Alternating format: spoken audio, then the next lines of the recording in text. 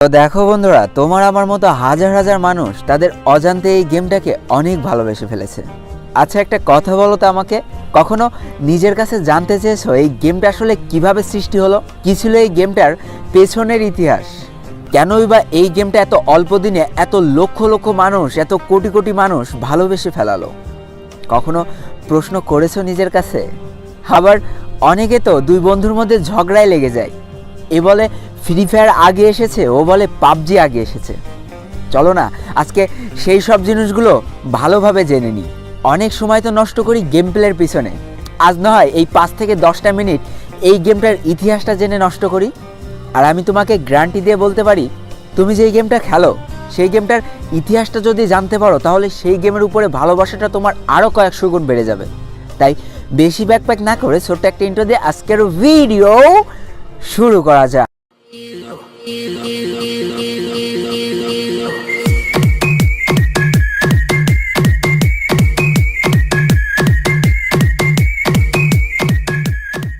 তো আমরা যে free fire, PUBG, call of duty এগুলো খেলি, এগুলো কিন্তু সবই ব্যাটেল রয়্যাল গেম। তো বন্ধুরা, আগে জেনে আসি এই ব্যাটেল রয়্যাল গেমের উৎপত্তিটা কোথা থেকে। আসলে কোনো কিছু হুট করে আবিষ্কার করা যায় না, কোনো একটা কিছু থেকে ধারণা নিয়ে একটা নতুন জিনিসের জন্ম হয়। তেমনই বন্ধুরা, মিশন ইম্পসিবল নামে একটা মুভি ছিল, যেটাতে একটা আইসল্যান্ডের মধ্যে কিছু মানুষ আটকা পড়ে যায় এবং একটা পর্যায়ে যে তাদেরকে বাধ্য করা হয় একজন আরেকজনকে হত্যা করার জন্য। এমন চলতে চলতে সর্বশেষ যে বেঁচে থাকে সেই হয়ে যায় জয়ী। এখান থেকে মূলত এই ব্যাটেল রয়্যাল গেমের জন্ম। এবার আসি আমাদের সকলের পছন্দের ফ্রি ফায়ার গেমটার কথায়।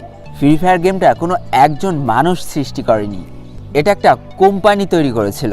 আর সেই কোম্পানিটার নাম হলো গেরিনা, যেটা 2009 সালে স্থাপিত হয়েছিল।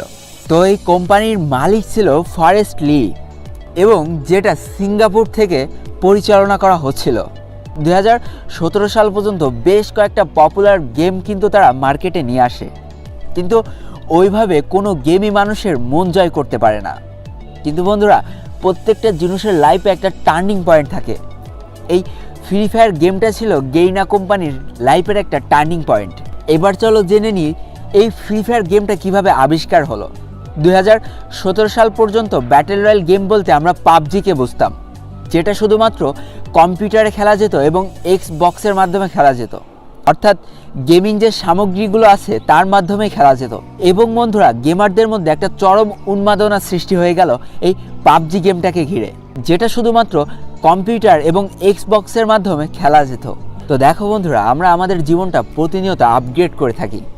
একটা সময় আমরা গেমিং বলতে খালি বুঝতাম কম্পিউটার এবং বিভিন্ন ভিডিও গেম সামগ্রী, কিন্তু যুগের সাথে তাল মিলিয়ে এই গেমারদের জীবনে আরও একটা নতুন সূচনা শুরু হলো, সেটা হচ্ছে মোবাইল গেমিং। আস্তে আস্তে মোবাইল গেমিংয়ের জনপ্রিয়তা পেতে শুরু করে। ঠিক এমন একটা পর্যায়ে এসে গেরিনা কোম্পানির মালিক ফরেস্ট লি, যে কিনা সিঙ্গাপুর থেকে বিলং করে, সে ভাবে যে কেমন হয় যদি মোবাইলে একটা ব্যাটেল রয়্যাল গেম চালু করা যায়। যেই কথা সেই কাজ। 2017 সাল থেকে শুরু হয় আমাদের এই ভালোবাসার গেমটা তৈরি করার কাজ। একটু একটু করে তৈরি করা হয় ফ্রি ফায়ার গেমটাকে। তো বন্ধুরা, তারা এমনভাবে গেমটা তৈরি করতে চেয়েছিল যেন প্রায় সব ফোনে এই গেমটা সাপোর্ট করে। তাই তো ভালো ফোন, খারাপ ফোন, সব ফোনে যাতে এই গেমটা খেলা যায় সেই চিন্তাকে মাথায় রেখে এই গেমটা তৈরি করার কাজ শুরু করে ফেলে। 2017 সালের মাঝামাঝি অবস্থানে এই গেমটার বেটা ভার্সন লঞ্চ করা হয়, অর্থাৎ কিছু মানুষের মধ্যে এই গেমটাকে সীমাবদ্ধ করে দেওয়া হয় এবং যারা খেলে এই গেমটার ভালো ও খারাপ দিকটা তুলে ধরে, যেটার পরে ভিত্তি করে এই গেমটার আরও নিখুঁত করে তৈরি করার কাজ শুরু হয়ে যায়। 2017 সালের 4 নভেম্বর চলে আসে এই গেমটার লঞ্চ করার সেই অন্তিম দিন, যেদিন এই গেমটা হাজার হাজার মানুষের মধ্যে ছড়িয়ে দেওয়া হয়। এবং এই গেমটার জনপ্রিয়তা পাওয়ার অন্যতম সেরা কারণ হলো এই গেমটা মাত্র 512 র্যামেও সাপোর্ট। কারণ বন্ধুরা, তখন আমার নিজেরই 512 র্যামের একটা ফোন ছিল, আর এটাই ছিল ফোনের প্রথম ব্যাটেল রয়্যাল গেম। তাই বন্ধুরা, যতটা না পাবজি নিয়ে মানুষের মধ্যে উন্মাদনা সৃষ্টি হয়, তার কয়েক গুণ বেশি উন্মাদনা সৃষ্টি হয়েছিল এই ফ্রি ফায়ার গেমটা নিয়ে। 2017 সালের লাস্ট ওই কয়েকটা দিনে 22টা দেশের মধ্যে টপ গেম ছিল এই ফ্রি ফায়ার গেমটা। এবং বন্ধুরা এই গেমটার জনপ্রিয়তা এতটাই বেশি হয়ে গিয়েছিল যে সেটা দেখে 2018 সালের ফেব্রুয়ারি মাসে পাবজি তাদের মোবাইল ভার্সন লঞ্চ করে ফেলে। কিন্তু ততদিনে হয়তো অনেকখানি লেট হয়ে গিয়েছে, কারণ সেই অল্প সময়ের মধ্যে কোটি কোটি মানুষের মন কিন্তু এই গেমটা জয় করে নিতে সক্ষম হয়েছিল। তাই তো প্লে স্টোরে যে ফ্রি ফায়ার সার্চ করলে দেখা যায় 500 মিলিয়ন মানুষ এই গেমটা অলরেডি ডাউনলোড করে ফেলেছে। এবার বন্ধুরা আর একটা কথা বলি যেটা শুনলে তোমার গর্ব হবে। 2019 সালে প্লে স্টোরের সবচেয়ে ডাউনলোডেড গেম ছিল ফ্রি ফায়ার গেমটা, এবং যেটার জন্য এই ফ্রি ফায়ার গেমটা অ্যাওয়ার্ডও পায়। আর বন্ধুরা বর্তমানে এই গেমটার জনপ্রিয়তা যে কতটা বেশি তা হয়তো আমার আর বলে দেওয়া লাগবে না। আবারও বলি, এই গেমটা এত নাম করা কিছু কারণ। এটাই ছিল মোবাইলের প্রথম ব্যাটেল রয়্যাল গেম। এটা সেই গেমই ছিল যেটা কিনা মাত্র 512 র্যামেও খেলা যেত।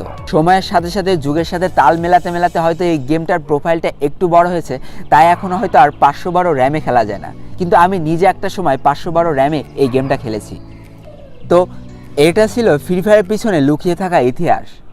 এবার বন্ধুরা একটা কথা বলি, দেখো বন্ধুরা, শীতকাল না সবার জীবনে আবেগ, ভালোবাসা, বিবাহ, উৎসব, পিকনিক এইগুলো বয়ে আনে না। কিছু মানুষের জীবনে শীতকালটা একটা অভিশাপের মতো।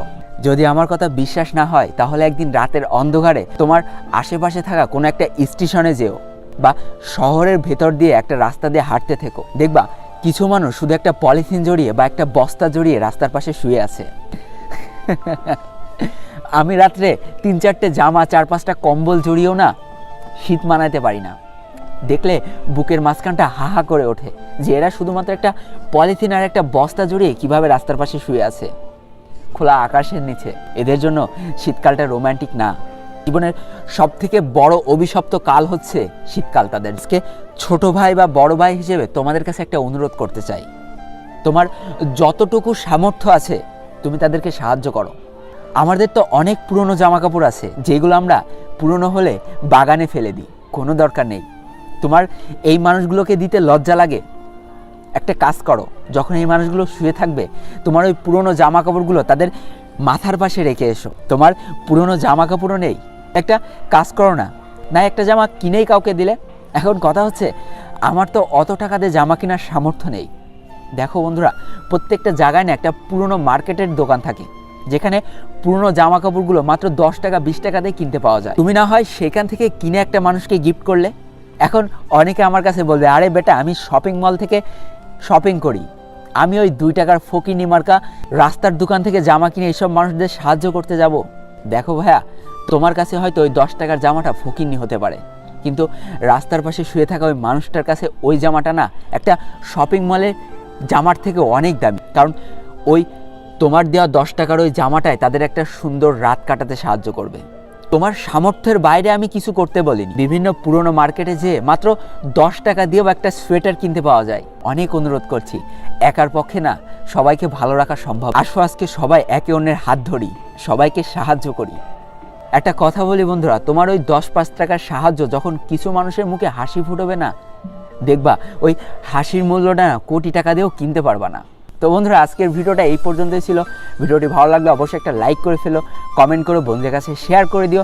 আর যদি আমার চ্যানেলে নতুন হয়ে থাকো তাহলে চ্যানেলটিকে সাবস্ক্রাইব করে পাশে থাকা বেল আইকনটা ক্লিক করে ফেলো আর আমাদের এই ছোট্ট ফ্যামিলির একজন মেম্বার হয়ে যাও।